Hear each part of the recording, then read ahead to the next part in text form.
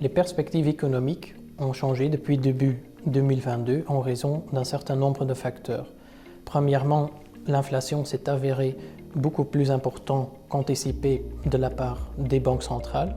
De l'autre côté, les problèmes logistiques persistent, surtout suite aussi à la guerre en Ukraine.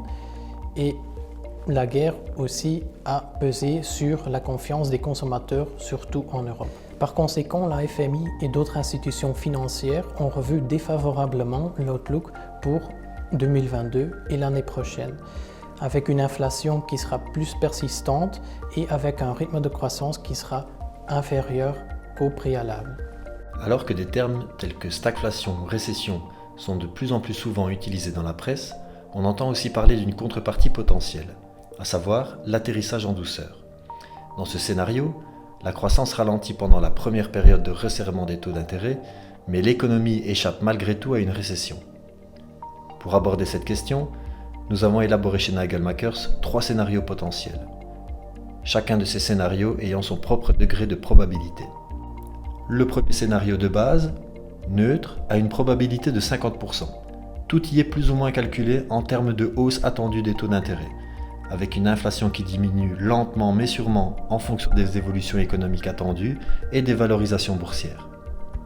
Dans ce scénario, ce serait favorable pour les marchés boursiers pour la deuxième partie de l'année.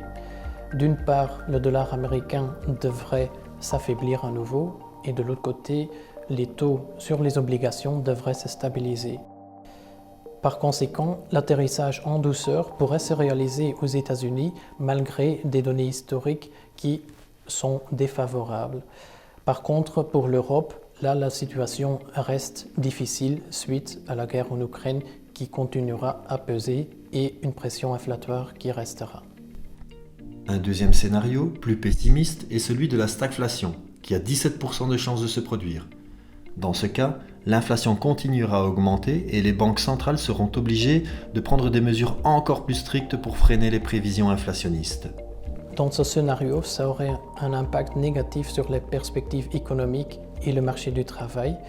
La pression sera maintenue sur les obligations et les actions. Les liquidités, les matières premières et les fonds à levier pourraient apporter un effet de consolation dans cet environnement marché défavorable.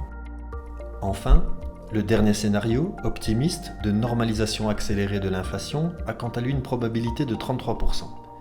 Certains signes indiquent que les actions actuelles ou futures de la Fed engendreront des effets positifs sur les prévisions d'inflation. Si cette tendance se poursuit, la Banque centrale américaine pourrait revoir son rythme de hausse de taux à partir de septembre de cette année. Ceci pourrait apporter un niveau d'oxygène supplémentaire au marché d'actions, mais surtout au marché obligataire. Dans ce cas, l'atterrissage en douceur serait un fait pour les États-Unis, mais pas encore pour l'Europe. De manière générale, les fortes corrections boursières récentes ont favorisé les valorisations, mais la croissance des bénéfices des entreprises a été revue à la baisse. Cependant, il y a aussi des opportunités à saisir. Les différents scénarios sont en place et semblent assez faciles, mais un suivi régulier et journalier des différents composants du portefeuille sera nécessaire pour arriver à un rendement attractif à la fin de l'année.